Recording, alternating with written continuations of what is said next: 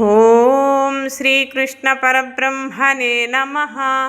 శ్రీమద్భగవద్గీత అథ పంచదశోऽధ్యాయః. పురుషోత్తమప్రాప్తియోగः. శ్రీభగవానువాచ. 4వ శ్లోకం.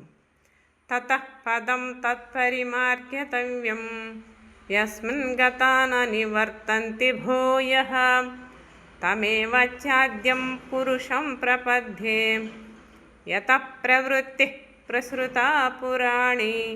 హరి ఓం.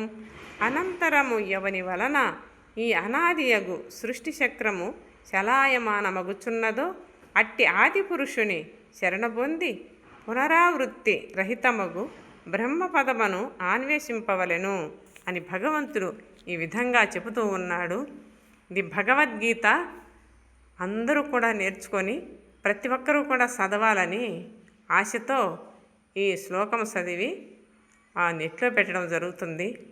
ప్రతి ఒక్కరూ కూడా ఒకరిని చూసి ఒకరు నేర్చుకోవాలని, అంతగాని అంతకంటే ఏమీ లేదు. ఈ తిక్కమొఖం ఏదో ఒకటి భగవద్గీత